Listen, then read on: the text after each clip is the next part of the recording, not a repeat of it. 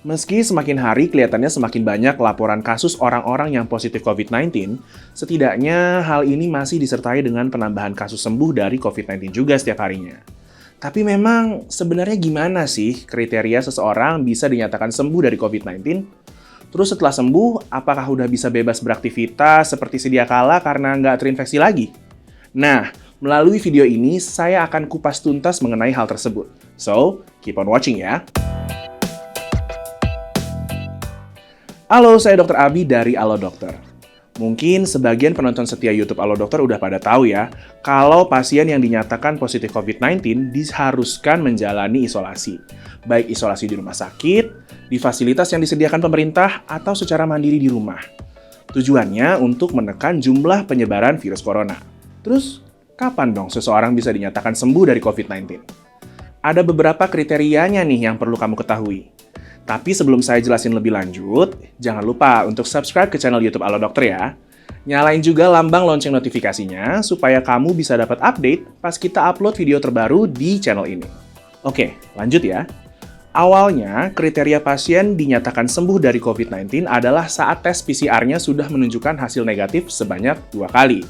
Tapi sejak tanggal 17 Juni 2020, ketetapan dari WHO berubah nih. WHO menyebutkan kalau pasien positif COVID-19 sudah bisa dinyatakan sembuh saat ia nggak lagi menunjukkan gejala-gejala COVID-19 tanpa diperlukan konfirmasi dari tes PCR. Meski begitu, supaya lebih aman, memang tes PCR masih perlu dilakukan pada beberapa kasus. Untuk lebih jelasnya, begini kriteria sembuh bagi pasien positif COVID-19 yang saat ini berlaku di Indonesia, setidaknya sampai jangka waktu video ini dibuat. Bagi pasien COVID-19 tanpa gejala bisa dinyatakan sembuh dan dianggap tidak menularkan lagi ke orang lain atau infeksius jika sudah melewati masa isolasi selama 10 hari. Lalu bagi pasien dengan gejala ringan sampai sedang bisa dinyatakan sembuh kalau sudah melewati masa isolasi selama minimal 10 hari ditambah syarat 3 hari tanpa gejala. Sementara, bagi pasien dengan gejala berat bisa dinyatakan sembuh jika sudah melewati masa isolasi selama minimal 10 hari, ditambah 3 hari tanpa gejala, dan 1 kali hasil negatif pada tes PCR. Apa sih maksudnya ditambah 3 hari tanpa gejala? Mungkin masih banyak yang bingung ya seputar syarat kesembuhan COVID-19 ini. Makanya, kalau kamu mau tanya-tanya seputar COVID-19, chat dokter aja di aplikasi Alo Dokter. Ada banyak dokter yang siap menjawab pertanyaan kamu. Nah, kamu bisa download aplikasinya di Play Store dan juga App Store. Tapi buat sekarang, saya coba jelasin ya. Maksudnya, 3 hari tanpa gejala ini jadi gini. Kalau di hari ke-10 isolasi mandiri, pasien COVID-19 udah nggak mengalami gejala, baik demam atau batuk, ia tinggal melanjutkan isolasi mandiri hingga hari ke-13. Setelah itu, masa isolasi dapat dianggap selesai dan bisa beraktivitas kembali. Namun tentunya dengan tetap menaati protokol kesehatan yang berlaku. Terus kalau setelah 10 hari masih ada gejala gimana dong, dok? Nah, pasien harus tetap melanjutkan isolasi mandiri hingga gejalanya benar-benar hilang. Habis itu dihitung dari hari terakhir munculnya gejala, pasien perlu melanjutkan isolasi mandiri lagi selama 3 hari. Sampai nantinya dia bisa dinyatakan sembuh dari COVID-19. Contohnya nih, katakanlah gejalanya baru benar-benar mereda di hari ke-14. Kalau begini, pasien dianjurkan untuk melanjutkan lagi isolasinya selama 3 hari, sampai hari ke-17. Tapi, pastikan dalam 3 hari tambahan ini udah bener-bener nggak ada gejala lagi. Baru deh bisa dianggap sembuh. Kenapa sih perubahan ini dibuat? Soalnya, pada sebagian kasus, tes PCR dengan hasil positif nggak selalu menandakan virus corona itu di tubuh pasien masih aktif. Bisa aja tes PCR tersebut mendeteksi virus atau bagian maupun partikel virus corona yang sebenarnya sudah mati karena sistem kekebalan tubuh sudah berhasil melawannya. Meski begitu, kesembuhan sebaiknya tetap ditentukan berdasarkan penilaian dokter yang menangani. Kalau pasien dinyatakan sudah memenuhi kriteria sembuh seperti yang sudah dijelaskan sebelumnya, baru ia bisa dianggap selesai menjalani masa isolasi. Tapi selanjutnya, lagi-lagi, tetap harus menjalankan protokol kesehatan yang berlaku karena risiko terinfeksi virus corona tetap ada walau sudah pernah dinyatakan sembuh dari COVID-19. Nah, sebagian besar penderita COVID-19 yang sudah dinyatakan sembuh, umumnya bisa pulih kembali seperti sedia kala.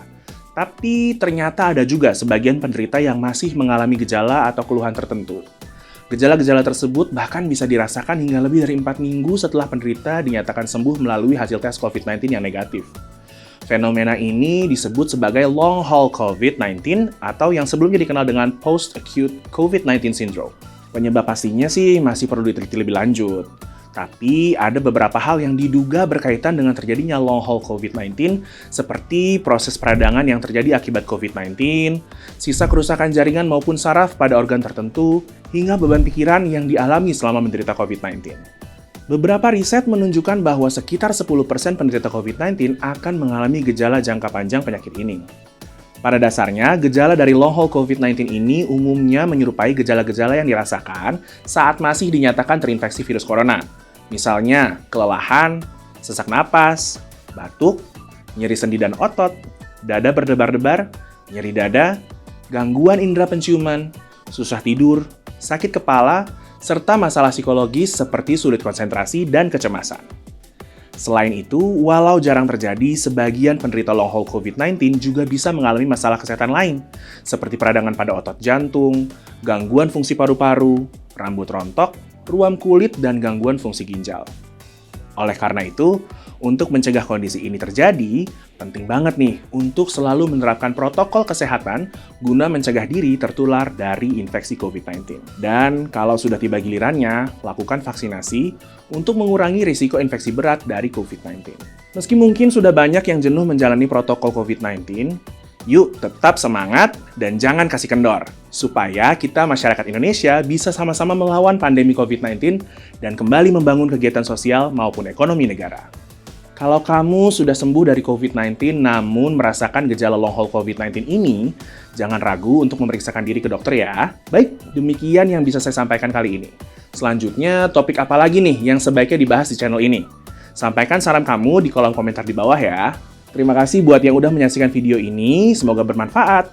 Jangan lupa untuk like, comment, share, dan subscribe. Hidup sehat bersama Halo Dokter.